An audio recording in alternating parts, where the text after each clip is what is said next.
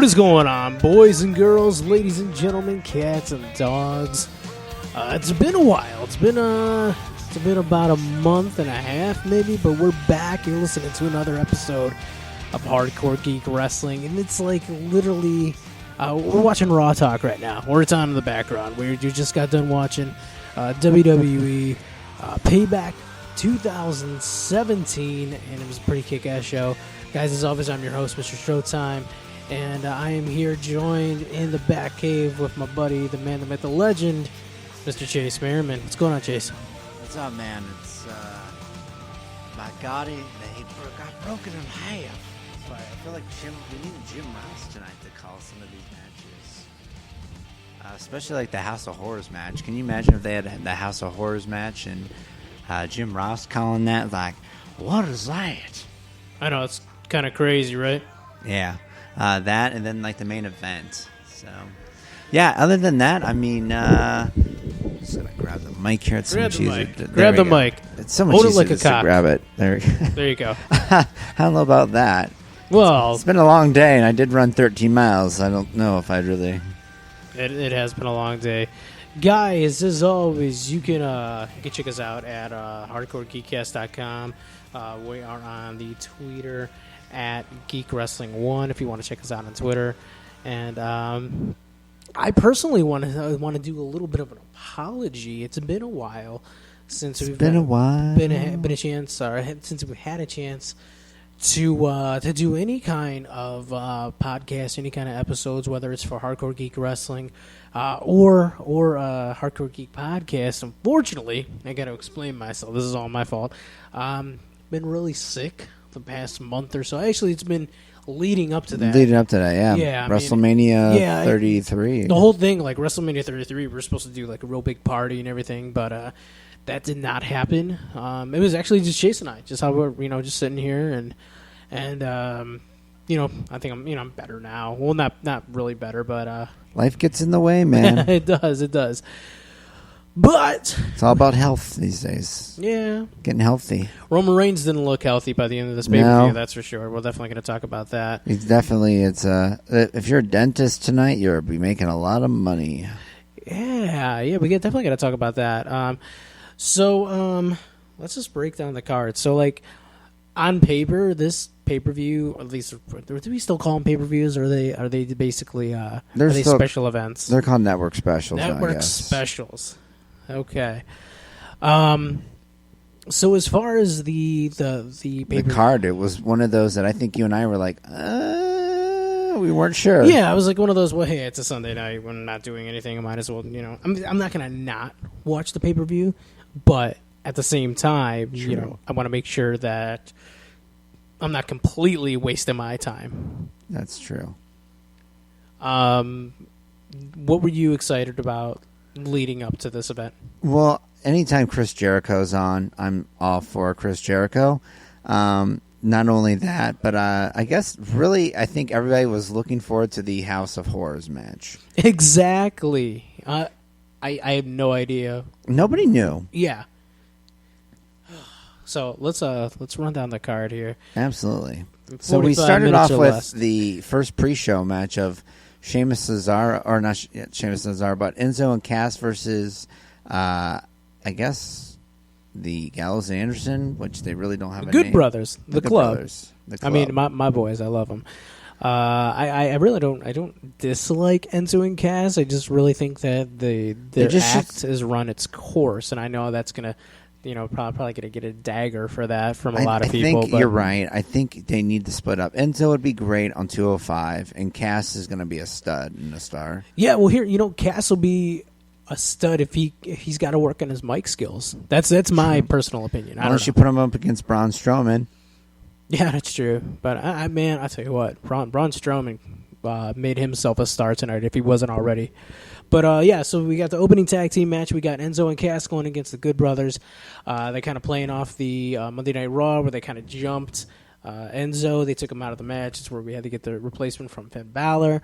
But tonight we had Enzo and Cass in this match. It was pretty good. I mean, it wasn't like... It was a good pre-show match. It was a decent pre-show match. Like it was to get the crowd pumped up. And it had, it stayed in the storyline continuity. The one thing, you know, and this is just for me personally, because I'm a big fan. I hate that the club lost, but I mean, what are you gonna do? You know, it is what it is. They should have gone to SmackDown. Yeah, either that. I think as we look at it now, the tag team division is so filled on Raw now. They should have gone to SmackDown. Yeah, I mean, we got who do they get over on SmackDown? They got like the Shining Stars. They have Breezango. They have they don't have the the Usos anymore. They have American Alpha. They have maybe soon the Bollywood Boys. Yeah, the Bollywood Boys. I would count them.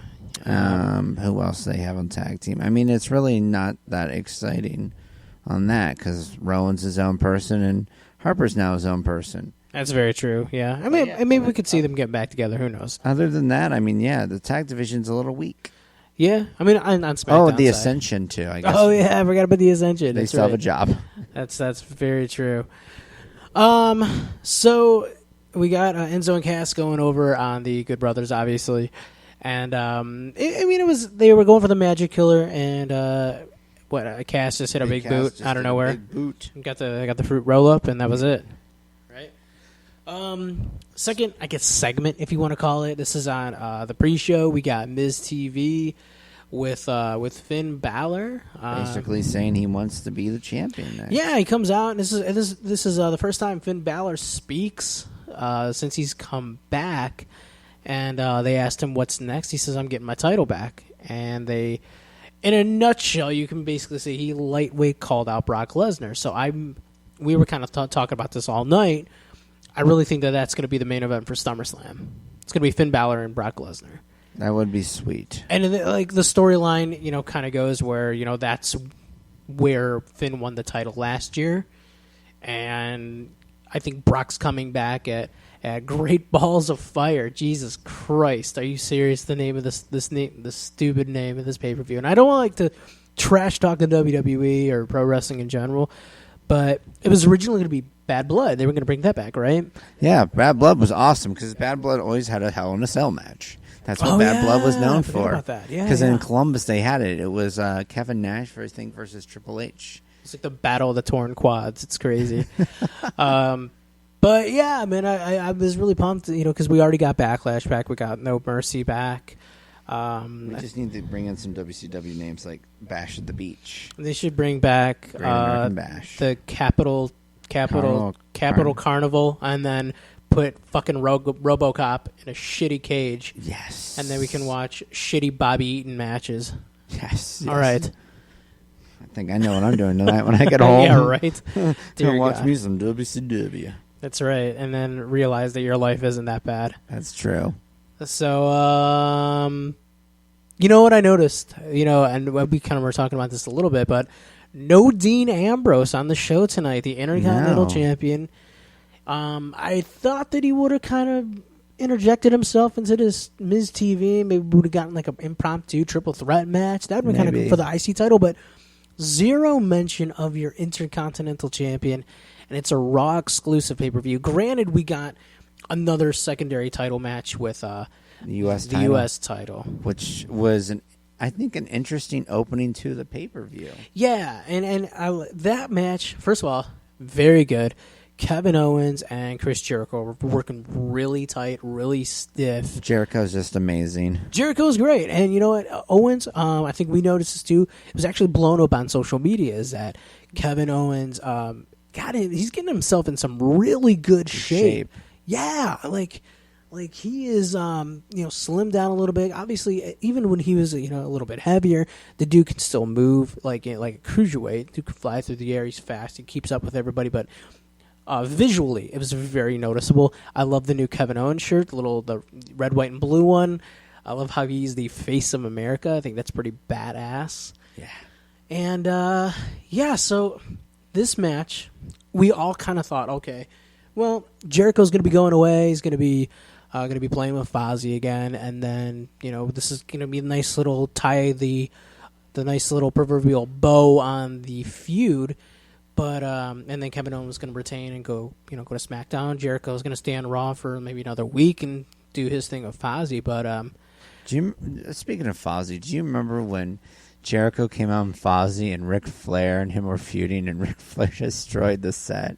I think so. That was like, what, 2002, 2003? 2002. That's my favorite Fozzy memory. I mean, I love that. The Kill a Stranger song. Yeah. Who am I to kill a stranger? I remember when he was feuding with John Cena, and they were going to do the Battle of the Bands, and I was like, I was at that Raw right where John Cena, when he was still rapping and he had a CD, his CD that just came out, and we were like right next to the stage at that Raw, and it was kind of ridiculous, but Fozzy didn't play, so I was really upset. Like, Jericho's like, no, we're too good for you, we're not playing. I'm like, I just had to sit through a John Cena mini concert. No offense to John, but I really wanted to see Fozzy, you know? That's right. But that did not happen. But this match, again, the guys working very tight, very stiff. Some really creative counters. I love the pop-up powerbomb counter into a Hurricane Rana. And the whole playing off of Kevin Owens getting to the ropes by his finger. Mm-hmm. And then Jericho snaps and just basically destroys his finger and gets him back in the walls. And Owens tries to reach again for the ropes, but his finger is too damaged. And he taps out. Jericho's your new U.S. champion. That's crazy. Until probably Tuesday. I think they're going to fight on Tuesday. They're probably going to do the rematch, and I could see Jericho dropping the title on Tuesday. But kudos to WWE. I'm going to say top to bottom, this is a good pay-per-view. For a Raw pay-per-view. For Raw. Because a lot of people, including myself, kind of take a lightweight poop on Raw because it's just 3 hours, man. Yeah, it's 3 hours, and I think SmackDown minus the tag division is probably a superior roster. But this was a good match, and it was a nice little swerve. Thoughts? Yeah. I know you were happy that Jericho won. So that is it. One thing that we noticed with this pay-per-view or special network event is they did all the title matches in a row, which is, I think, a first. I never had that. But I don't remember. So next we had the Cruiserweight Championship. We had my boy Neville, the king of the Cruiserweights, taking on A-Double, the greatest man that ever lived, Austin Aries. These guys have been feuding for a while. They had an excellent match in the pre-show at WrestleMania. I think that was probably the match of the night, minus if you're not talking about the tag team ladder match. Yeah, I mean, for like just a one-on-one, like skills and high-flying technical, that was up there. Yeah, it was definitely a great match. I love Austin Aries. Of course, I came late to the party for the Aries party, but Neville is awesome. Neville, they need a bleacher creature of Neville. I think Can you explain your love for the bleacher creatures? And for people who don't know what the bleacher creatures are, you can go to www.shop.com. But Chase, explain what these bleacher creatures are, please. Bleacher creatures are kind of like pop vinyl, but cooler. They look more realistic, and they're taller, and they literally are like very realistic looking. The wrestlers we got John Cena, Daniel Bryan. We have 3 John Cenas. No, we have 5 John Cenas. We have the John Cena when he was the blue with the hat with the You Can't See Me. Then we have the 15-time champion. We've got the Never Give Up John Cena. We have 4 different John Cenas in 4 different locations. We have Kane, Daniel Bryan, Macho Man Randy Savage, Brock Lesnar, Stone Cold Steve Austin. I'm trying to think who else we have. Ryback had one. There's a CM Punk one, but I refuse to get it. You have this hate for CM Punk for some reason. I know. You got who? Okay, I need you to tell me right now. Tell the listeners, the world, who are the people you have beef with? And I know it's people that have blocked you on Twitter, so you have to let them know who you have beef with. Titus O'Neil. And how the hell do you get blocked by this many people on Twitter? Titus O'Neil. Apparently Jim Ross. And that was because I teased Jim Ross when Ohio State blew out Oklahoma. Cleesto, I'm not sure. I think Sin Cara is because I said, and there's Sin Cara with another botch. Is this current Sin Cara or is this Sin Cara? Oh, okay. So Hunico does not like you. Yeah, Hunico doesn't like me. Hulk Hogan for some reason why, but I think Hulk Hogan blocks everybody. Really? Yeah. I'm not blocked by JBL, surprisingly. That is surprising, yeah. I don't know. That's At least I don't think I'm blocked by JB. I haven't checked lately. It's going to be a segment every show that Chase is on. It's going to be like, let's guess who Chase is blocked by. I'm trying to think that's about it. I mean, like, Roderick Strong hasn't blocked me. He liked a tweet of mine. There you go. But yeah, I mean, honestly, I can't really think of. I think that's everybody. That's okay. I don't really have to beef with too much. Darren Young likes me. Mojo Rawley and I are buddies. There you go. Yeah. I'll tell you what I don't have beef with. I don't have beef with the finish of this cruiserweight match. First of all, this is another. That was a genius move. It was, and in the match itself, my favorite thing to say is it was a good back and forth match, but it really, really was, and everybody played to their strengths. Okay, Neville obviously the heel, but he is kind of straying away from the flippy, high flying stuff because that's what people like. So he's doing the opposite. He's just down and gritty and just working over parts like a heel does. Where exactly. Aries is doing like his suicide dives through the bottom rope, which is crazy. I love that spot because he does it so fast. He does it. It's amazing, man. And there's that spot where I don't know what they were setting up, but they were both on the top rope and they came down, and then Aries has Neville in the front chancery. Is that what it is? Last chancery. Last chancery. I'm sorry.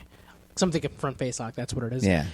And Neville looks like he's going to tap, and I'm like, oh, cool. And, either way, I'm going to be happy, but I love Neville. So he grabs the ref. He grabs a good friend of mine named James. We make fun of James because we say he looks like this ref. Oh, yeah. The ref that always does the cruiserweight matches. So he grabs the ref, just throws the dude with one hand, and instead of him tapping, he gets DQ'd, which is a smart thing to do if you really want to keep this chase going, because if you look at the 205 Live roster, Aries and Neville are really going to be your top guys, other than like Jack Gallagher and Mustafa Ali. I watch 205 Live a lot. I know you don't watch it at all, so it's I actually watched it. Did you watch it this week? Now that you gave me that one thing, I can watch it. Yeah, you totally got to watch it. It's amazing. And I watch it only because I'm a huge fan of the Bollywood Boys. Yeah, and love me some Bollywood Boys. Well, you might not have to watch 205 Live to check them out. So we'll get to that. But yeah, Neville's still your cruiserweight champion of the world, still the king of the cruiserweights. You got the heel keeping the belt. Great heel move. The face fantastic heel move. It was. Next match, we got the Hardy Boys defending the Raw Tag Team titles against Sheamus and Cesaro. What is their official name? It's like Cesaro. Cesario. I think that's what they said. And this match was a stiff match. Yeah. Everybody is just getting the shit kicked out of them. And this is alluding to your dentist comment from earlier. One of my two dental ones. The other one, of course, being the main event. So Sheamus just straight up kicks Jeff Hardy in the face. That was a sick kick. And you see like a tooth go fly out, and they do like the replay in slow-mo. Dude got the side of his teeth completely knocked out. Hardy's win over. This was an excellent match. A lot of good counters, a lot of new double team moves. And the very end too, when it looked like we were going to do the whole twist of fate into the Swanton bomb, they kind of changed it up. Nice little spot where Jeff hit the Swanton, kind of sandwiching Sheamus between him and Matt. But decent match. I didn't really think that the Hardys were going to drop it. They've been teasing this whole like sportsmanship thing between the two teams the last couple weeks of Raw.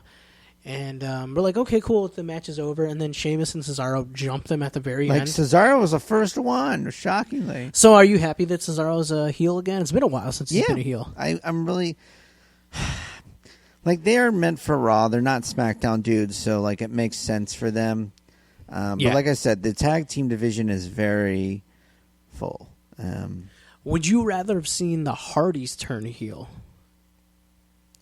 I don't think the fans could take the Hardys turning heel. No. Is it just, yeah. I mean, we haven't really, in the WWE, we haven't had the heel Hardy since they were the New Brood, if you remember that. 99. It's like 99, so it's been a real long time. Very long time. But this was a real brutal beatdown of both the Hardys, so who knows, maybe we're going to be getting the whole broken Hardys thing. He tweeted out afterwards. Oh, did they? Yeah. What did they tweet out? I didn't check it out. He said something like along the lines of his in his broken speech or whatever. And it was very happy because they did. They were very happy to see that during the backstage segment, Matt kind of going in and out of his broken character. Jeff is just being Jeff, which is that's totally fine. But Matt's the one that kind of makes that. But what are you laughing at? My thoughts on the Jeff Hardy. What's that? Yeah, and you always think he's high, and that's messed up. Come on, the guy. I don't think he's high. Like he's just. Let's see. Oh, he says, "You obsolete heretics have no idea what you have done." I love it. That's the shame. No, Jeff Hardy. When I think of Jeff Hardy, I just laugh because I think of Victory Road. Yeah. Well, I mean, it's everybody's got. I guess I'm always thinking he's high because I think of Rob Van Dam always being high. Rob Van Dam is always high. Well, that's Rob Van Dam. Yeah, that's like hidden. That's him. That's his character. That's Rob Van Dam. But Rob Van Dam rules. I wouldn't think that Jeff Hardy. He probably learned his lesson. He wouldn't be back in the E if that's the case. That's true. So, yeah, Hardy's still your Raw Tag Team Champions, but this feud is far from over. I'm Way over. Interested to see what happens on Raw there. Maybe we'll get Senior Benjamin. Really hoping we get a little bit of we're gonna get a little bit of Vanguard. We're gonna get the Gold Dust and R-Truth. Yeah, that was really weird. Yeah, they just challenged them out of nowhere. It was kind of funny, but they gotta get on Raw again because they got beat up by Strowman. So I guess it's hey, we're sorry, you got the crap kicked out of you. That's probably it. Yeah, maybe we'll get one more regular tag team title defense. Yeah, or maybe they'll do the tag team title defense tomorrow, and then they come out as the Broken Hardys. I don't know. Who knows? So we go from here on Airbnb. You can book the House of Horrors. Oh, I guess we could. We will get to that. Absolutely. So from here we go into the is this the women's title match? The women's title match. We already got to the women's title match. It's crazy. The Battle of Columbus, Ohio versus San Jose, California, which is down the road from San Francisco, where the Warriors blew a 3-1 lead. And again, someone else that Chase has beef with. I don't know how you can have beef with, but he has beef with Bayley. I swear to God, and I don't know how you're proud of that. That's terrible. How can you piss off Bayley? That's the worst thing in the world. I don't think she blocked me on Twitter though. But still, I mean, you can't. You said when you met her that you had some beef because you just had. She wouldn't say hi to me, and I don't know. And I said, were you stalking her? What were you doing? No, I said, Bayley, I forgive you for being a Warriors fan. Oh, well, that's the great thing to say. Yeah, no, you don't bring up. Here's the thing: you don't mess with people's religion, you don't mess with people's. You don't talk politics, and you don't bash people's sports teams. Come on, you know that. Oh, she has not blocked me. Well, yeah, but not she yet. is following 367 people. There you go. And so yeah, back to the match. We got Alexa Bliss in her Iron Man gear. I love it. Going against Bayley's hometown. I love the exclusive Bayley San Jose Sharks shirt that they were selling that night. It was actually pretty cool. I'm not a hockey fan, but it's kind of a nice little. I don't understand it. I mean, hockey's great, man. I mean, it's fine. It's just not my cup of tea. I don't know. I mean, I guess if you watch it on the TV, it's different. But if you're in the nosebleeds, how are you going to see this tiny ass puck flying around? It just makes no goddamn sense. They have giant screen TVs to watch it. Yeah, so do I right here. So I don't get to pay a fucking fee to walk in there with a bunch of drunk, smelly people. What is that you're showing me on Twitter? It says, and with that, countless children's hearts break around the world. It shows Braun Strowman over Roman Reigns. I love it. I absolutely love it. So, Bayley and Alexa Bliss. Great match. It was a real good match. I'm excited. For sure, I thought that Sasha was going to come out somehow. We were talking about that. And some of my friends in my little wrestling group chat, we were actually talking about that too. And the way that Sasha was cutting the little bit of a promo on the pre-show, and the way she's kind of been on Bayley's side the whole time.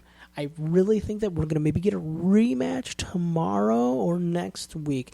Grant, you got to understand, the next Raw pay-per-view is not till June. Is that the Great Balls of Fire? No, is it June? It is June. It's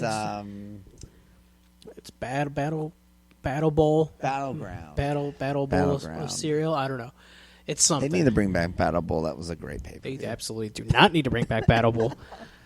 If that's the case, then they have to bring back the shitty 3 Cage of Doom. Oh my the God. David Arquette cage.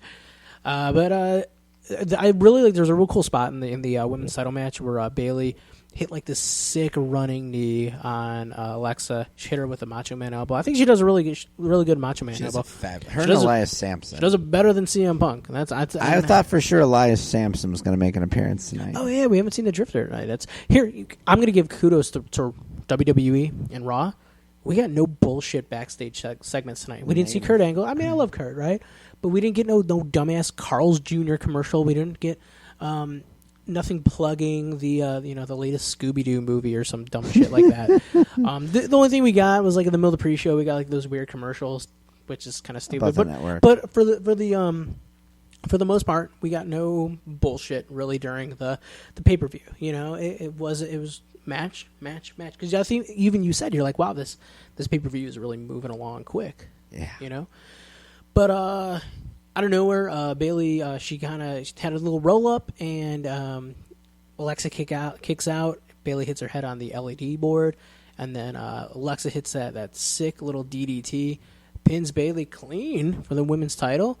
To the chagrin of a lot of my friends, but I love Alexa Bliss. I love Alexa Bliss too, and she's from my hometown. And congratulations to Alexa Bliss. She's the first to hold the Raw and SmackDown Women's Championships.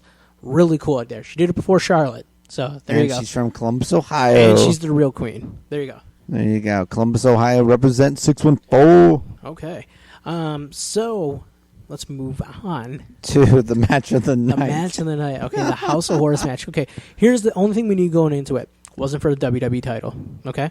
For some fucking weird reason. Also, it was going to start in the House of Horrors, wherever that was, and it was going to end in the arena. That's all we knew. So we're thinking, is there going to be like some makeshift house outside the arena? Is it going to be like a pre-tape thing, like a final deletion? You know, what is it going to be? So, really... it was going to be the latter. It was a pre-tape brawl, a lot of WWE editing and special effects and whatnot. It was just Bray and Randy fighting in a crack house in East Cleveland, basically. Pretty much. It was what it was, and it was entertaining. And here's the thing: no matter what, people are going to shit on it, but I got to give props to WWE again. It's something that was very different. Very different. I'm going to compare it to the Hollywood Backlot Brawl from WrestleMania 12, where you kind of get like those weird little brawls. It cuts to another match, which it did tonight, and I did call that. I said, okay, well, we're gonna get the brawl in the house, and then someone's gonna drive away. It's gonna cut away. We're gonna get like one more match, and then it's gonna end in the arena, which is what we got. So. Bray dumps a refrigerator on top of Randy Orton, stumbles out of the house, gets in the limo, drives him away, singing "The Whole World Is in His Hands," and then we cut away into our next match. I'm telling you, I think Randy Orton sneaked out and was the limo driver. I thought that would have been the best. And we could have had like some crazy like swerving, maybe like kind of safely wrecks the limo into the parking lot. I don't know. Well, I think what it was that if it was Randy Orton driving it. Because Bray wouldn't know because the windows are covered. That's very true. So from here, obviously, we cut from the House of Horrors, which again, kind of interesting. We go to our next non-title match, which is Seth Rollins. Is it Seth Rollins' match? It was a Seth Rollins. Seth Rollins and Samoa Joe. And I love Seth Rollins. I love Samoa Joe, so I really didn't know where to go with this one. I mean, it was a different match, and I think a lot of people weren't sure what the take of it. Yeah, and here's the thing: these guys were pulling out a lot of new moves. They were telling a good story with Joe focusing on the reconstructed knee of Seth Rollins. I really like that weird. It was like almost like a pile driver to the knees, and then Joe moved right into like a heel hook or whatever. Yeah, and I thought it was really cool. I'm like, that should be like his new finisher. Should just powerbomb a dude's like pile drive a dude's knees into the ground and then put him into like a leg lock, you know? Yeah, yes. But I actually missed the finish because I had to get up and pee like really bad. But I guess Seth Rollins was in the coquina clutch and he pulled like the Bret Hart Roddy Piper move and kind of fell on him. Yeah. So Seth Rollins got the 1-2-3 out of nowhere. I don't think this feud is going to be over. No, I think it's still got a ways to go. Absolutely, because we don't have trips on TV. We don't have Stephanie McMahon on TV, so I think this is going to kind of lead into maybe not till SummerSlam, but we're going to get like the. I still want like the Triple H faction of like NXT dudes. So maybe bring the Drifter in, who looks like a jacked up Seth Rollins. And have him go 1-on-1. I don't know. We'll see. The one thing, I don't know if we saw it, but did we see Seth's new finisher tonight? Negative. We did not see that. Like I guess Kenny Omega uses that move, so people were freaking out about that. But I do like it. It's different. It's better than the pedigree. For some reason, like when Seth does a pedigree, it doesn't look as good as when Triple H does it. Maybe Triple H has been doing it for a year, though. Yeah, and it's more like it's like a big man move. Like Seth is he's not like small by any means, but he's not as large as Triple H. So it doesn't look like there's that much impact when he does it. True. So true that. I do like the knees. That's it. So from here, you want to take it away with the House of Horrors, the Part 2. House of Horrors Part 2. We got so Bray. They pull up, and Bray gets out, and he's like, oh, ha, ha, ha. He gets all kind of happy. And then he goes into the arena, and it literally looks like he's just like, he's been through hell. He can't even hold up the lantern, which he magically has, which is awesome. Yeah, I don't know how he had the lantern because he didn't have the lantern going up. But I mean, it's magic. It's magic. That's pretty sweet. So lights come up. And you called it like as it happened. You're like, oh, lights are going to come up. Randy's going to be right behind him. Exactly. Lo and behold, Randy Orton is right behind Bray Wyatt. And they go into a nice little brawl. Randy has a chair. They're beating the shit out of each other. Randy Orton is about to hit the RKO. And the Bollywood boys come out and beat the crap out of Mr. Orton. It was awesome. And, he beats the shit out of the Bollywood boys, or the Singh brothers. We know them as the Bollywood boys. Yeah. And 205 Live, they had them as the Bollywood boys, but now they're going to be called the Singh brothers. Obviously partnered with Jinder Mahal, who stole the WWE Championship belt from Randy Orton. Love that scenario. Oh, yeah.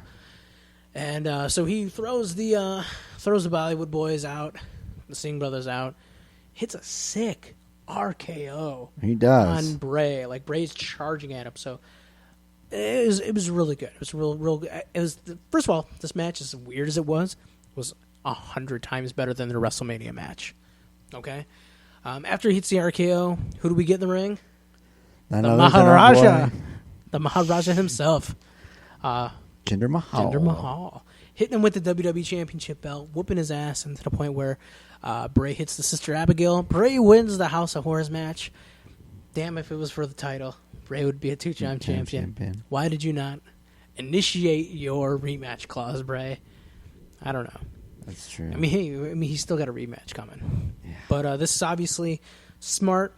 You keep Bray looking strong on a Raw exclusive pay-per-view, so now he can go feud with Balor or Ambrose, which looks like that was happening on Monday. Who knows? I'd be cool if you put the IC title on Balor or on Balor Bray. feuds with Miz at Battleground. That's where there's your big fuse. Miz with Balor at Battleground, and what's his name? Bray and Dean for the title. And the Drifter just beats everybody. Elias Sampson rules over everybody. Yeah, I liked it. It was a good match. I stand by my words where I do say that people will still bitch about the House of Horrors match. Of course they will. But if they got just a standard hardcore match, they would have been like, "Oh, it's the same old thing. It's predictable." Exactly. Just, you're not going to please everybody, but whatever. It's main event time. We got Roman Reigns and Braun Strowman.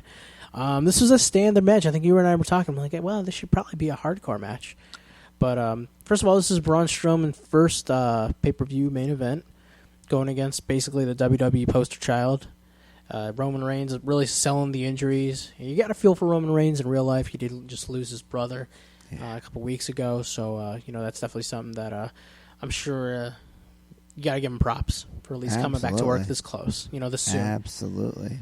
But I got honestly, like, this match was short and sweet, and I think it had to be one because you had to sell the fact that he's injured, Roman's too, and I think too because when you lose a family member, I'm sure he's probably worked out, but I'm sure it was tough for him to really get over the. It's not even that. It's just like it's that, and then you want. I don't think Braun's going to go like 20 minutes. Braun's not 20. He's like a 10 to 15. Exactly. And they hit all their spots. We tried to do a choke slam through the table. Table didn't break. These are like indestructible tables the WWE has now. They need to test those tables for steroids, actually. Yeah. And can it be funny if like me kayfabe news would be like WWE has suspended Spanish announce table indefinitely for a violation of the wellness policy. Maybe that's why they're not in the Hall of Fame yet. That's probably it. And but no, everybody kind of got their stuff in. Roman hit the drive-by kick a couple times. Got his Superman punches. It hit a good spear. Obviously, Strowman was going to kick out of that. Strowman pinned him clean after hitting his running power slam. Roman kicked out, or not even really kicked out, just lifted his shoulder up barely. And then he hit another running power slam, real big one too. And nice decisive win. Braun Strowman, I really think is going to be the guy going against Lesnar at Great Balls of Fire for the. I can't even say that without laughing. It's so fucking stupid. It's so stupid. It is Sorry. so dumb. It makes you laugh. I know it's like the worst fucking pay-per-view name ever. But he's going to be going against him. I think that they're going to keep building him up until then. How about WWE? I choose you. Oh, it's so fucking stupid. That'll be the next one. Yeah, he'll go against Brock. Brock will win, and then it'll be him and Finn at I keep calling it Mania. It's basically Summertime Mania. Summertime Mania. Yeah, SummerSlam. We should totally try to go. We should go to New York. That'd be great. We should totally do it. I don't know. I'll try to see if I can round up some people. But after the match, Braun Strowman came in there with the steps and. Pretty cool spot where he sets them up and kind of picks Roman up into a power slam position and just drops him rib first onto the steps. The steps actually buckle a little bit, and then he completely just takes the steps, smashes Roman right in the ribs, and Roman's coughing up blood. So you don't really see that a lot. Mm-hmm. Kind of an awkward way to end the WWE pay-per-view. And from here, they cut immediately to the Raw Talk segment where Roman's in the back, still coughing up blood. He's kind of walking out on his own power, being the good guy. Doesn't want to go on the stretcher. And then we get Braun, I'm not finished with you yet, running right through, knocks the freaking ambulance door off. I'm telling you, they're going to do an ambulance match. They had a whole boatload of Home Depot boxes. They did. They were waiting for him. I wonder what's in those boxes. Probably pies. I'm gonna guess pies, and rusty nails. Probably pies with rusty nails. Jose, yeah, that's what I'm hoping. And that's why I said the dentist part too, because like if you look at Roman's mouth, it was all bloody. Maybe he, I'm sure he had a capsule. But yeah, I think it was a capsule. I mean, they're not. If I'm a dentist, I'd be like, dude, you got to do some serious deep cleaning after that. Oh yeah, just get your Crest white strips, and I think you'll be all right. So then, Roman slams the other door into Braun like 5 or 6 times, trying to get him away. Yeah, and Braun does go away. They cut away. Roman's still really beat up, selling the injuries, which is kind of cool. So the next pay-per-view or the next event is going to be for at least another month, so you can kind of rest Roman up, and then you'll do your ambulance match. I thought they should have done the ambulance match tonight, but that was not the case. But everything's involving a fucking ambulance. Yeah, and I want them to do an ambulance or a dumpster in an ambulance match. Oh, that'd be awesome. And then they turn around. They have to throw him in the dumpster, shut it, and then they have to shut the door on the ambulance. And then all of a sudden, Kalisto's the driver. And he's like, "Where to, Roman?" and then they drive out the front, and then a semi that Hulk Hogan's driving. That's right. Hits the ambulance. There you go. There you go. They take him to the House of Horrors match. I want them to take him to the House of Horrors. House of Horrors, that's right. Candy darling. It's like, you're going to get STDs now, Roman. Roman. Pretty much. That's right, absolutely. And then he'll be suspended again for not turning in his prescription for Valtrex in time. That's right. Anyways, I'm going to give the pay-per-view a 9 out of 10. I'm going to give it the same rating. I think the only reason I didn't give it a 10 out of 10 is the first pre-show match didn't blow me away. That's true. And the House of Horrors, the first segment was kind of It's kind of dumb. But, again, it was different. So I got to, give them props for that. I love how they are moving forward with current storylines. There were major swerves in the U.S. title and the women's title match. And Braun Strowman rules. And the main event, yeah, and Braun Strowman rules, I think if anything that really didn't stand out is probably going to be the Enzo and Cass versus the club match, and I'm going to even say Seth and Joe just because it was just a standard match. Yeah, it was in the middle of all the shenanigans. If it was placed on a different spot on the card, it probably would have stood out a little bit more. But I think because it was in the middle of the House of Horrors and the House of Roman, I think that's what happened. That's true. But we're gonna wrap it up here in about a minute or so. Yeah, guys. I want you to let us know what you thought about WWE Payback.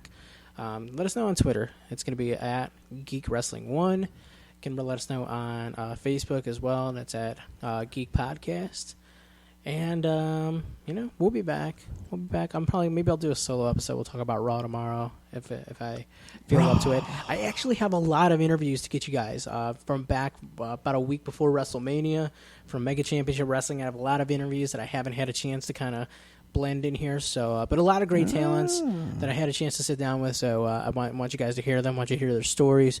A lot of cool stuff. So you can always check us out on iTunes. Just this in, the house that was used tonight for the House of Horrors match is listed on a real estate site called Movado. It's actually in a town called Richmond, Missouri. There you go. So, which is 1,800 miles away from San Jose. So they filmed it. I'm telling you, it's magic. In Missouri. It's a magic limo. That's all. That's all it is. Oh, it's magic. Jesus Christ. All right, guys. As always, you can check us out at hardcoregeekcast.com. We're going to have new episodes up there very, very soon. Very soon. For all, if you just want to check us out right here on Spreaker.com, just type in the words Hardcore Geek, and you'll find the Hardcore Geek Podcast and us, Hardcore Geek Wrestling. Check us out on iTunes and Facebook, Twitter, Instagram, all that fun stuff. All that fun stuff. For myself, Mr. Showtime, for Chase Merriman, I want to say thank you for joining us on this WWE Payback 2017 recap show. We will see you very soon. Peace. Later.